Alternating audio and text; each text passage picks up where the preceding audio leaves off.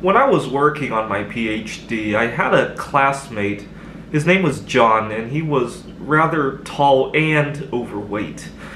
Now, John had this setup of about 20 or so Xboxes that he had connected in a cluster to do a computer simulation for his PhD work. And they were in his office, and they were, I would say, about 10 feet across and about 10 feet high behind his desk. And the Xboxes are obviously black in color, and John often dressed in black. And I thought the cluster of Xboxes looked just like him, really tall and really fat. So I nicknamed his cluster the RoboJon. And I said that you look just like that cluster of computers. Can we call it the RoboJon?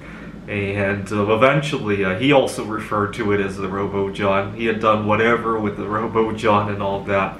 And it was a good part of my memories working on my PhD. I love coming up with nicknames like that because it helps to minimize some difficulties, right? Obviously, John didn't like the fact that he was overweight, probably, but the fact that his computer cluster became the RoboJon, that kind of softened things quite a bit, right? So I really love having little nicknames like that.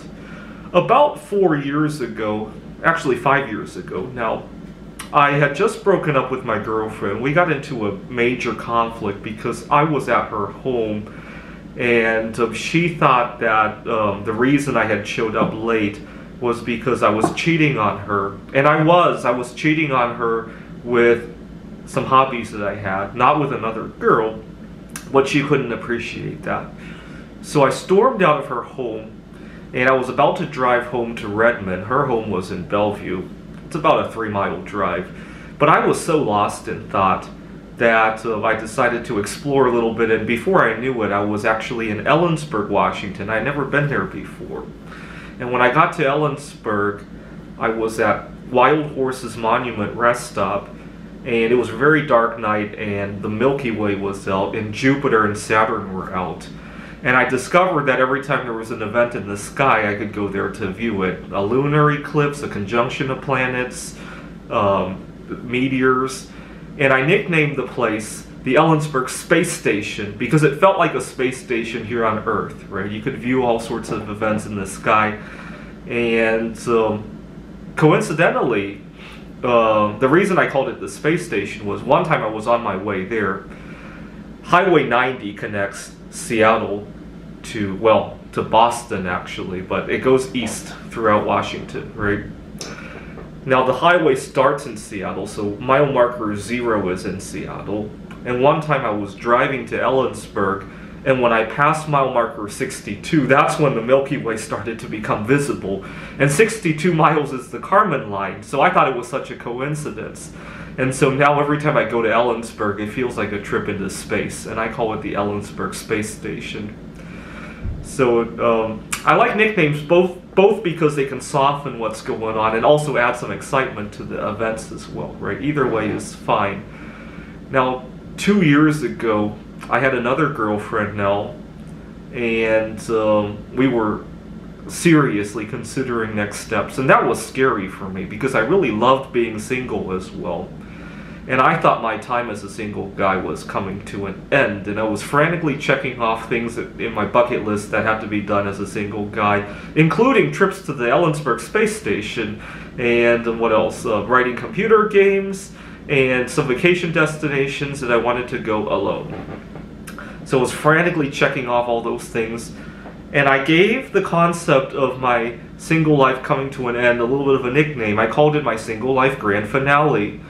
2 years before my single life grand finale, we had Cassini grand finale, where this Cassini spacecraft was finishing its mission at Saturn before it would burn up in the atmosphere of Saturn. And I thought my single life coming to an end was similar to that. Unfortunately, the mission ended in disaster because we had to stay 6 feet apart. Now, the first week we stayed 6 feet apart, I wrote a computer game. I wrote an AI for the game of backgammon, and I gave the backgammon AI a nickname. I called it Corona Gammon we were only supposed to stay home for 2 or 3 weeks at the beginning, and so I wrote the game a whole lot faster than I normally would, because I thought we would go right back to our relationships, to our work, everything. And it was my once-in-a-lifetime opportunity to have a 2 or 3 week vacation where I wasn't bothered by any of that. And of course, it has turned out to be a 1.5 years of vacation, which is nice because I got to move out to quite a number of other places. I still identify Wallace, Idaho as my home. Unfortunately, it's ski season over there, and they're not really doing any long-term rentals because of the pandemic. I'll think about it when they go back to normal, although if I have to go back to the office when it's normal, that's a little bit tricky. If I have retirement money by the time we go back to normal, you know, if what I think should happen to the market does and I have retirement money, I might think about Wallace, Idaho, because I still think of it as home. Anyways, I love little nicknames like that. It softens problems a lot, right? When you call it Corona Gammon as opposed to, oh my god, I was stuck home and all I could do was write backgammon. When you call it a single life grand finale, rather than, you know, oh my god, I'll never be able to do these things again, it softens the blow considerably, right? Thanks for watching.